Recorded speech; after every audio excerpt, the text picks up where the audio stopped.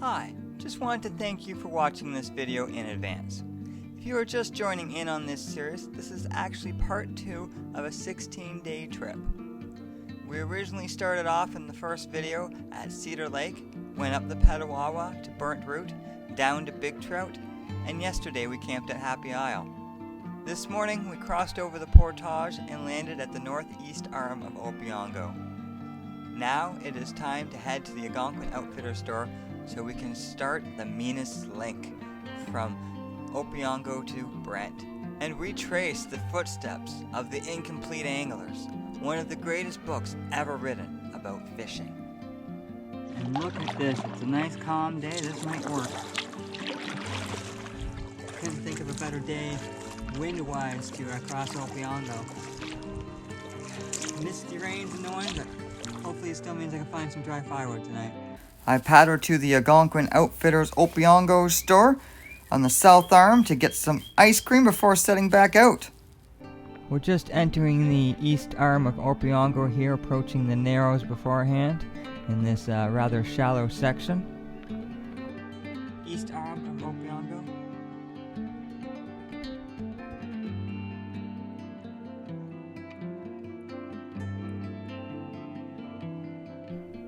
The cairn at the end of the east bay of Opeongo.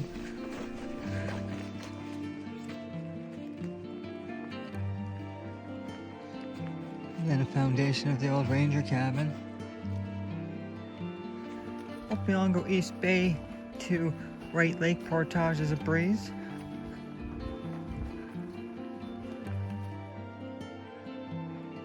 Just love the campsites here at the end of East Bay.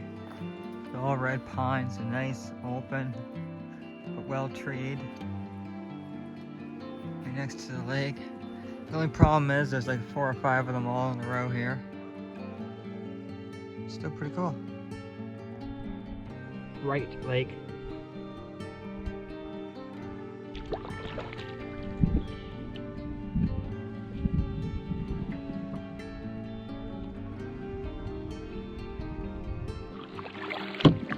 Here we are at the Wright Lake campsite.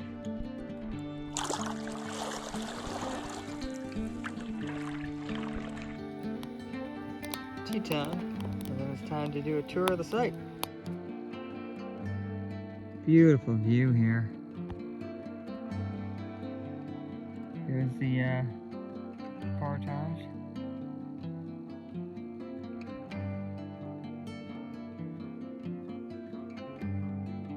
Here's what the cart trail looks like. Bondfield. That's back of my campsite here on Wright Lake. Here we have my site. Just doing some laundry. It's not my cleanest site, so maybe we won't show it all. I've got the hammock over here.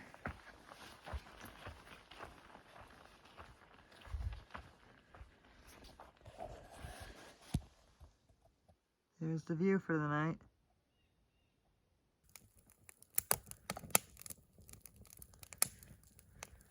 After a long day, that was a good little portage there from Happy Isle to Opeongo. And then at least an 18-kilometer paddle across Opeongo to get to the Wright Lake. Overall, great, but long day. At least I got a good fire going. Gonna go eat my black bart chili. Good morning. It's day 7 out here in Algonquin, out here on Wright Lake. Let's get going this morning though. Got a big portage ahead of us. Got our morning tea steeping and our oatmeal cooling. I'm really liking that cocoa and sea salt flavor. So we really don't want any trouble out there on the portage. So we're bandaging up with this Lacuto tape to prevent blisters. 1 foot done. Day 7, 9 a.m. Wright Lake. We're finally on the water after spending all that time bandaging our feet. getting water, everything else, so we're ready for this big day of portaging. Let's bring it. By starting off with a little teeny portage, maybe a 290, I believe. Let me introduce you to Bondfield.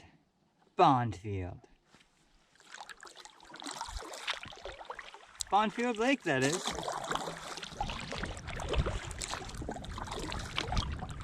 It's pretty. No campsites on it though, that would be nice. Hold up, there's a moose on the portage.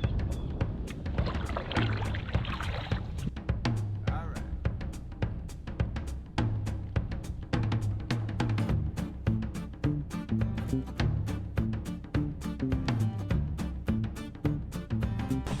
There I was portaging along when I saw a large brown object moving in front of me on the portage. I immediately stopped and thought, oh no, a bull moose. When I saw this in front of me. Last time you see me today, I hope. Nice boat. Thank you. Have a good day, guys. They're taking out the old boardwalk and replacing it, which is a pretty bad time to be trying to go down the portage when they're doing this. Luckily it wasn't too wet and I was able to get through without too many issues. I keep wondering how these bundles of wood got here in the first place. And lucky for me, the park is actually out here today doing maintenance on it. I saw about 6 or 7 guys redoing some of the boardwalks. So I asked them and they told me helicopter. So if you're wondering like how much effort it takes to maintain this park and money, when's the last time you had a helicopter drop something off? How about now several bundles of wood all throughout a portage, the amount of staff you'd have to have on the ground to unload it as well. It's quite the operation, so the love and care that goes into this park is greatly appreciated. We know it's no easy task. Man, the rangers here do a heck of a job. This so far is the only bit of annoyance. There's a buck in the portage. This is actually a pretty nice portage.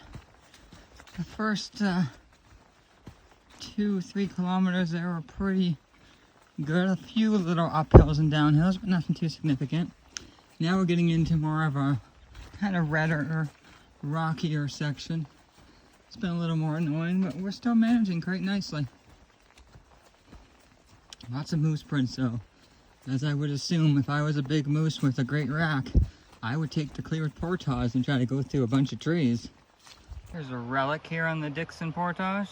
Please take note of all the water about 100 meters from the end of the Dickson Lake portage on the Dickson Lake side. This is a great source of drinking water if there is green-blue algae bloom on the Dickson Lake. On to the cart trail. It's a bit nicer. I still wouldn't want to be the one getting a cart through some of this. There's some nice rocky holes you're going to have to get over. So this may be the actual campsite at the end of Dickson.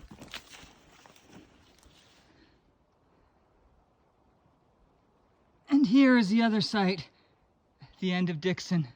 This is the one you walk right through to get to the lake. Just conveniently down here. I believe the bathroom is all the way over there on the other site. I remember Mark in the park saying he couldn't find the bathroom. And that's how he found the other site. Who knows if he actually found it though. And we are officially out on Dickson Lake. And tomorrow we will be checking out the old growth red pines. Some of the oldest trees in the park are these red pines that we'll be checking out tomorrow. For now, let's see if we can make it to Raccoon Island.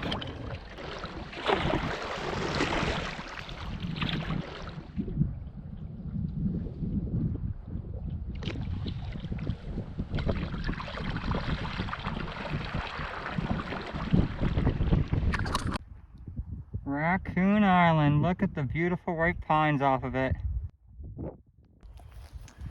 Here's a well-ventilated old thunderbox. We're out on Raccoon Island. It's not a bad site. I'm hoping I don't find out that it's called Raccoon Island because it's infested with raccoons. And I've been wanting to come to this lake since I started canoe camping back in 2016. But by then it was closed due to blue-green algae. And this lasted for quite a few years. And this year is the first year I've seen it actually open. Which is why I gotta hurry on and decided to make my trek out here, because you don't know if I'll be able to do it again. Well, I filtered all the water now. But I'll compare this with some other water another day. But that has the lowest colored units there out of any water I've seen in Algonquin. Which could be why it's more susceptible to blue-green algae, because the light penetrates deeper down. But I'm saying that's pretty good, clean water. Oh man, that is a nice view. We got the significant hardwood forest over here. I'm seeing mostly pines, but I guess behind it there's the hardwoods. And after that long portage, time to get into my moccasins. We'll talk about those later. Tea and dinner time out here. So guys, after a long, hard day doing that, must have been about 16 kilometers. Yeah, it's about 16 kilometers hike down the Dickson to Bonfield portage. Anyways, the highlight today, I guess, was seeing the bull and cow moose together. That was pretty ridiculous, pretty scary. Also seeing the park maintain a portage, that was pretty cool. Don't get to see that often. But I'm actually being 100% honest here. The highlight was making it to Dickson Lake. Woo! And not only did I make it to Dickson Lake in one day, which you pretty much have no option, I also paddled all the way to the Raccoon Island. It's a long day, so woohoo! Props to me, man. That took a lot. And that's 2 or 3 now long, hard days to get to Happy Isle, to cross Opeongo, to get to Wright Lake, and now to get to Dickson. Now we're going to let the relaxing and everything start. We're going to get the fishing in. Oh, tomorrow's going to be great. Weather pending. I could ramble on till the night. Kind of lonely out here, but I'm loving it, so I'm gonna let you go. Managed to get a beautiful, this is what I call a bonfire. It's mostly just twigs and stuff making it up. But a bonfire to me, just when it's like little twigs and stuff that you just find and throw in. Anyways, I should tend to my fire. Well, day 8 sure has hit me like a ton of bricks. It's not always easy being out here. It's not always sunshine and roses. Some days your emotions catches up with you. Try to cheer myself up a bit. Get moving and start exploring these significant forests on this lake. The red pines and the hardwoods. First few strokes of the morning on day 8, folks. And we are feeling pain in our shoulders. Last night was pretty fun around maybe 2, 3 o'clock. All the pain meds in my system finally wore off. And then I started to feel all the odd pains creeping through my legs from all that walking or portaging. And then all the paddling I've done in my shoulders and the carrying the pack. Man, pain is bliss some days. It was nice to feel it. I'm going to take it easy today and just work our way through the pain and not try to make it any worse. Here we are in Cisco Bay. Let me see that song. Singing that thing like it's tiny. The go got going. Anyways, and in front of us there is part of that significant hardwood forest. I love to get out and explore more of it. I'm not seeing any trails, so I'm going to try to get to one of the campsites that has nestled on it.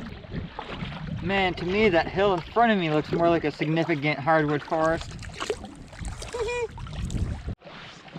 Alright, we've arrived at the campsite around here. Let's see if we can find those old growth red pine. Well, I won't say it was a bust. It was nice to get out and stretch my legs.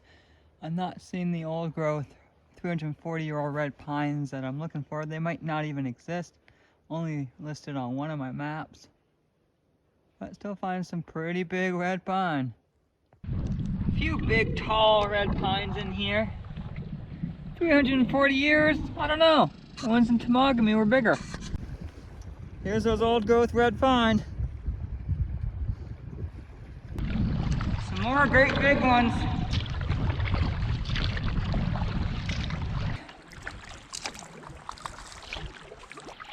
Portage to Hardy Bay, Lake Lavielle.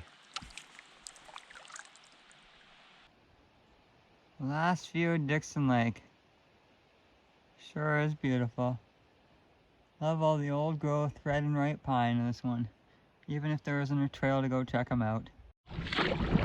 Out here now on Hardy Bay. Went into some very nice two gentlemen there.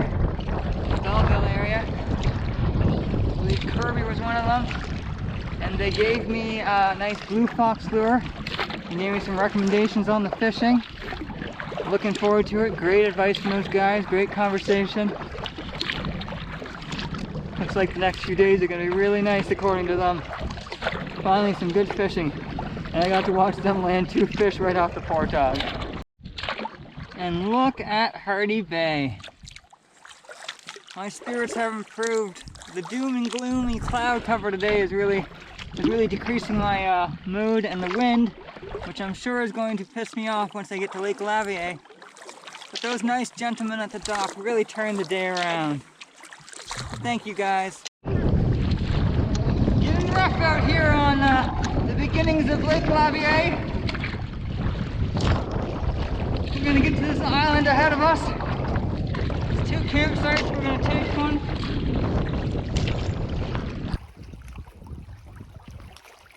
Campsite day 8, Lake Lavielle.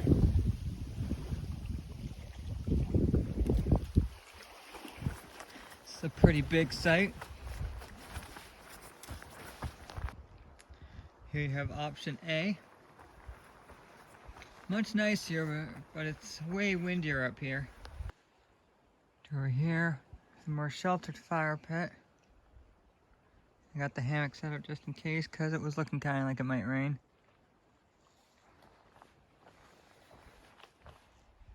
Nice big site.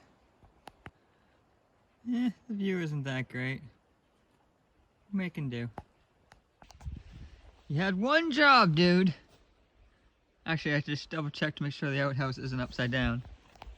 Okay, it looks upright. Wait a minute. Upon closer inspection, there is an upside down thunderbox out here. Oh, this is priceless. Having the OTG Meals butter chicken with rice tonight. And oh man, is that good. So day 8, we started on Dickson Lake there, raking up on Raccoon Island.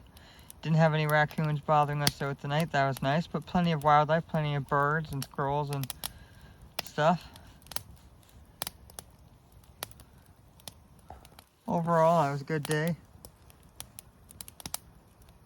Anyways, we decided to make this kind of a rest day, at least that was originally the plan.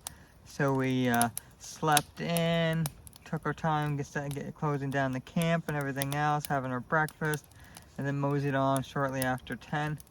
Hitting Dickson Lake, paddling up to see some of the old growth red pine. A little bit disappointed, like you can see some, if there's old growth red pine back in there and everything else. You can't really get close to it, and you can get some ideas of maybe 150-year-old red pine, but I really didn't see too many of these 340-year-old red pines. They weren't very evident standing out, so in a way that's disappointing. In a way, still cool. It's good to see that you can't really see them too well because they're blended in with all the rest of the forest. So that's a good sign to see. Headed over to the portage to Lake Lavielle, and we met these two nice gentlemen at the end on the dock that were just catching fish after fish. Probably should have duplicated what they were doing to catch some fish, but my rod had screwed up again. So I wasn't really in the mood to go fishing. I just wanted to beat the wind. And a little tough heading onto the strong headwind here on the beginning of the channel into Lake Lavielle. But I made my way all the way to an island site, so I'll hopefully, if the wind is calm tomorrow, I'll be able to make my way farther into Lake Lavielle and get myself ready to start the Crow River.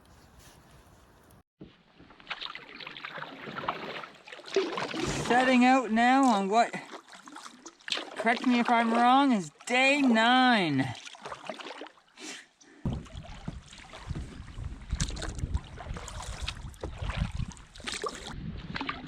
So kind of sucks, but that last clip there, that kind of sucks. There are people at the Bill Swift's favorite site. Because I don't even have a beer to drink, since I'm also not drinking beer. I'll just skip it. I was right there. Does that not count? I touched the rocks outside of it. But no, we're going to keep moseying on. Check out this significant hemlock forest up above us. Day 9, and check mark, it's raining a little misty again, which makes it 8 out of 9 days it has rained. Wow. Cool saw here on this site. Lake Lavielle.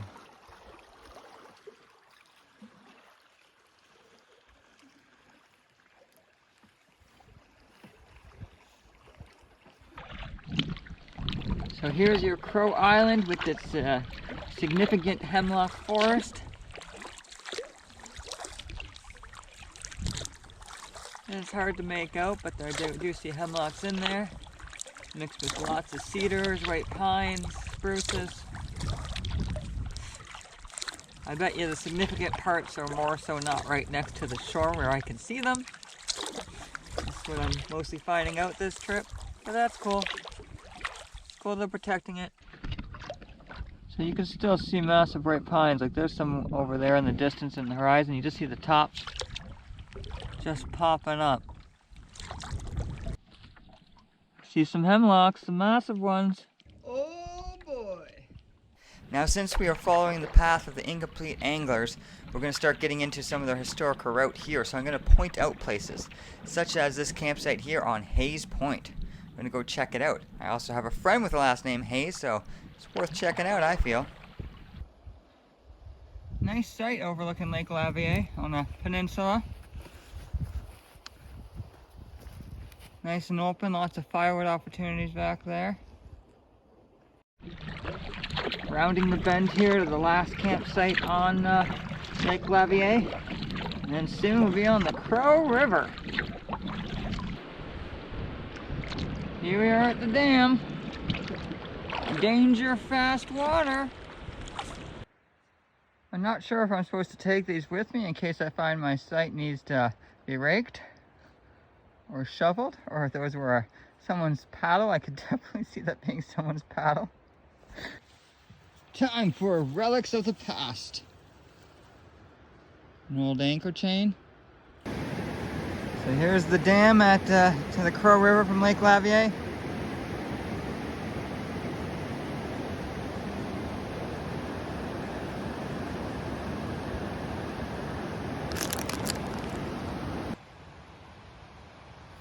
Here is the campsite marked as the Crow River Portage campsite.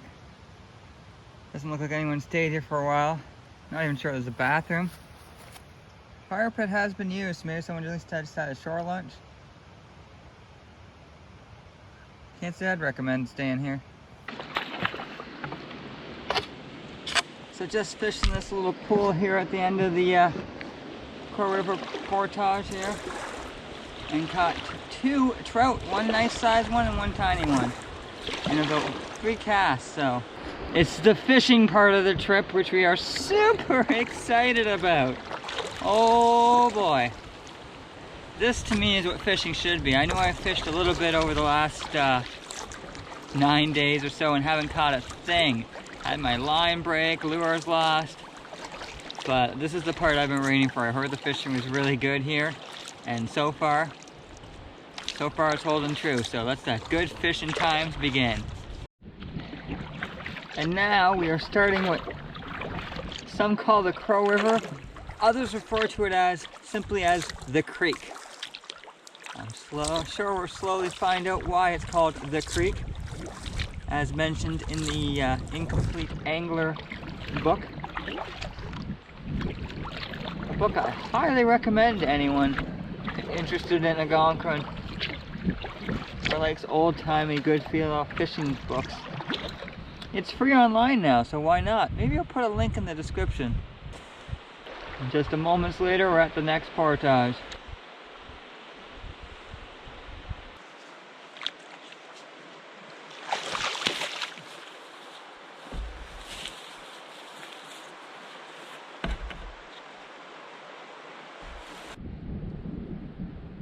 Quite the rocky put into that portage there. Second one on the Crow. Took a lot out of me to get the canoe loaded without falling into the water, which I was happy I did not. Also should take note that I should wear my life jacket more while we're loading the canoe. I could easily fall over and knock my head unconscious.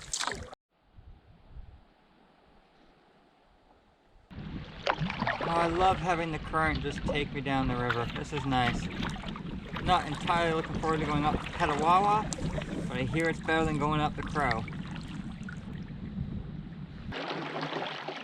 So the nice guy at the dock told me that these rapids are runnable. It's what, a 60-meter portage? I probably best take the portage on this canoe in my skill level out here. The canoe does not seem like it would like rocks too much and mishaps like that. And I'm out here all by myself. I don't think I'd like mishaps like that either. Mallic Lake portage.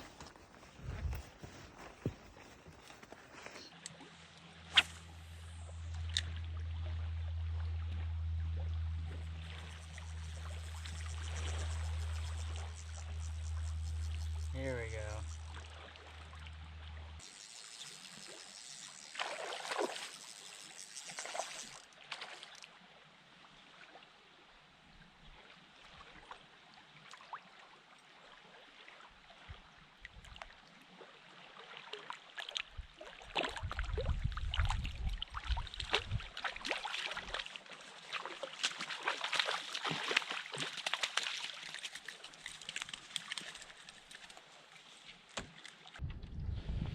Mallic Lake.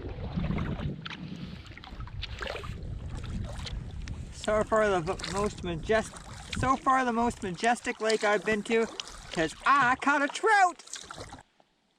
So we have our fish, we have our fillet knife, and we've never filleted fish before. So we have a video I saved off of YouTube. Let me watch it. Back from the lake this evening. Addicted to fishing. Gerber knife, and I'm going to show you guys how to fillet.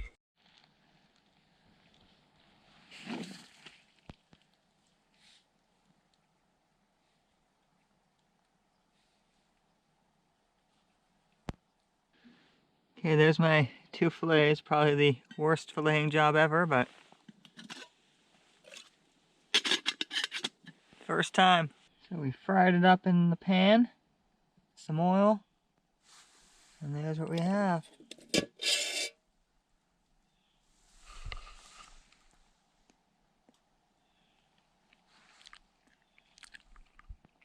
pretty tasty.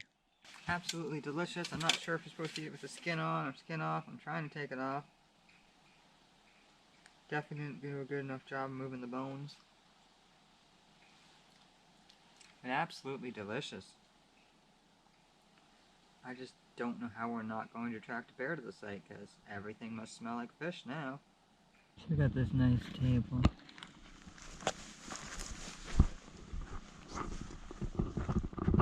the hammock right there.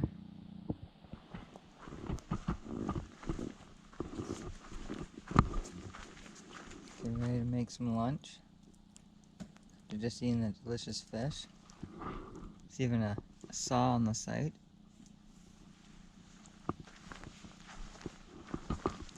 And comes with a coffee maker. The only issue is that it is really steep to get down there. So we're going to do our fireside chat a little earlier here on day 9. We started out on Lake Lavielle. We were going to originally have a rest day. We paddled over to the Bill Swift site, and it was taken by other people, so we decided not to intrude. If I had the green beer and was drinking, I would have asked if I could drink the beer and everything else. Like I said, I touched the rock. Hopefully that counts as good enough. Then moseyed on, tried to check out the Crow Island, the significant hemlock forest. Not too much to report. Then over to Hayes Point, check out that campsite and see some of the old growth trees. Mostly they were behind the scenes in the landscape. That's where you can check them out. And then we started going into the Crow River, doing several portages, finding the sweet fishing. Even though we've been fishing Lake Lavielle this whole time, didn't catch anything. But just like those guys said, at the end of the portages, we caught stuff. And we caught that great, nice size brook trout that we ate.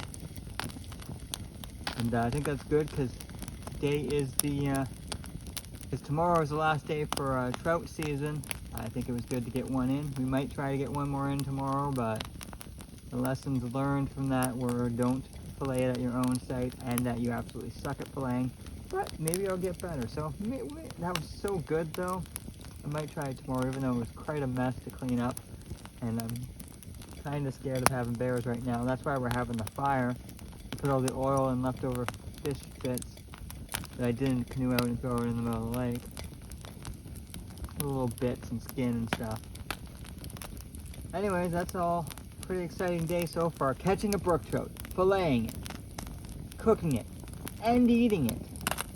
That's all new for me, man. Pretty cool. Anyways, I better get this phone out of the fire, out of the heat. Oh, also, if I didn't mention, those black flies. Whoever said there's no flies in September is an idiot. Go camping in the fall. There's no bugs. Yes, there are bugs. I got hit with mosquitoes the first few days. And now, because I'm in the fast-moving water area, and there's no wind where I am right now, black flies. So now that we're finally having a rest day, or close as I'm going to get to a rest day, I thought I'd talk about some of the products I bought for this trip. That, well, I didn't buy for this trip, but I just bought in general for all types of tripping that I've been trying out for the first time on this trip. One of those products in particular has been a new pair of boots. And I decided the other day when me and my wife were driving through town, we ended up stopping in Barrie at a mall on our way to Massasauga, I believe. Me and my wife stopped in Barrie to try to get her our rain jacket, and we ended up at the mall, and we didn't know there was an LL Bean store. So I've wanted a pair of these, to try out a pair of these LL Bean boots, because they come highly recommended on the internet as great portaging boots, but I didn't want to go and buy them online. I wanted to look at them in person. So then when I saw we had an LL Bean store, I came back on our way home from Superior and bought a pair. So it's a rain boot, rubber style boot style at the bottom, and then kind of a work boot leather at the top. And these things have been amazing. Great for wet footing the canoe. You still get water in through the seams a little bit, just trickle. And anytime it goes over here, yes, but, and they smell absolutely horrible right now. But honestly, so far, these are the best portaging shoes, camp shoes I've had. Which brings me to another product I bought. Don't mind the ugly, disgusting feet. But while we were on Superior at the Agro Craft store, I bought moccasins. Now, I've always been highly recommended. And see, they even got the little bit of extra padding on the bottom to get a pair of moccasins for the campsite. And I've been hesitant, but I've now used these 9 days. Love them. Just absolutely love them. Oh, they're very comfortable, perfect light. Highly recommend them. And one of the other products that we've been having great success with here is the Tushy Portable Bidet. This thing has worked great at keeping my butthole clean. Love it. Haven't had to use toilet paper. Works great. Another new ad is the Of Glove, which has kept my hand from getting burned several times, so that's worked great. It's a little wet though. Good morning on day 10, I believe. I hope I'm right. It's a little chilly this morning. I think I got down to probably 3-4 degrees. So we're starting the day off with a fire to keep me warm, which is something I usually wouldn't do, but today's my kind of a rest day, kind of a rest week. Let's go fishing. Look at that. Fire and the bush buddy going at the same time. Well, the fishing didn't go well, as you can tell by that leaf. I broke my line pretty quickly in the day, and I'd have to wait till I found time to tie on another lure.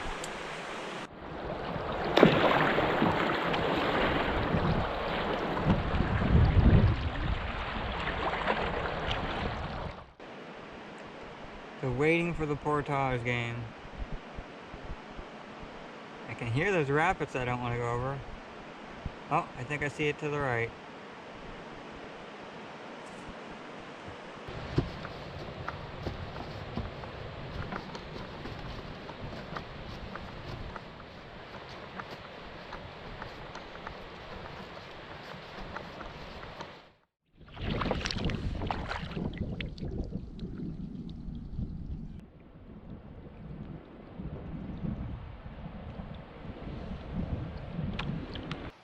Here we are at the end of the Crow and River Bridge, 250-meter portage.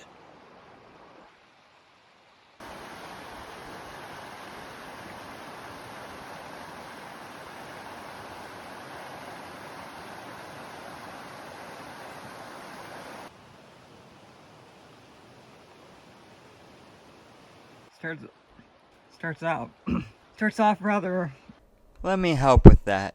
Apparently, since I haven't talked all day, my voice doesn't work. What I meant to say is that it's interesting to see how the portages are getting more progressively challenging as the day goes. Each portage is getting more and more bouldery. The 110 river meter portage, getting closer to Lake Lavielle. Here is Lake Lavielle. Absolutely beautiful. We're leaving Mallic Lake to head to Wright Partridge Creek, the Forks.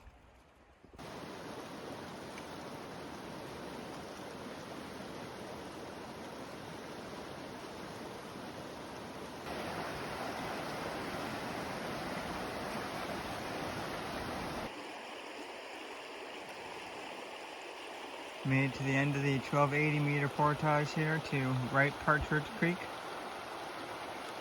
I'm gonna go back, get my stuff. Second load. This trail is actually pretty nice. Nice and wide, not very rooty. A few rocky parts, but not very many. It's mostly just well, downhill, going the way I was going, and now that I'm going back to get my gear uphill. 1.3 kilometers. The trail is just simply beautiful.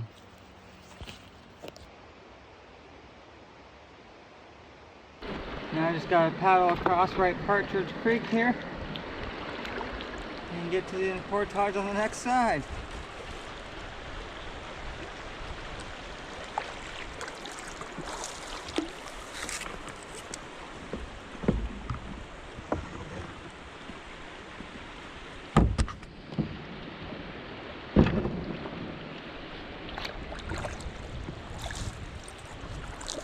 And there we are.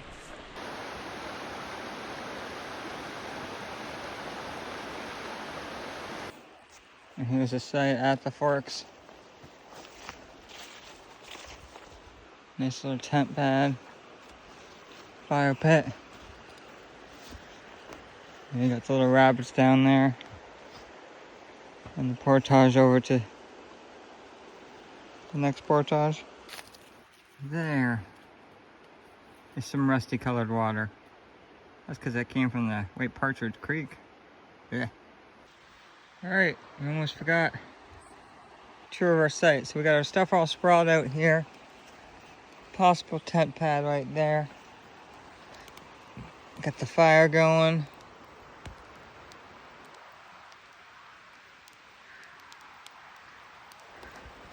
The dinner just chilling. Might be better if there was more daylight. We got the hammock down there by the rumbling stream.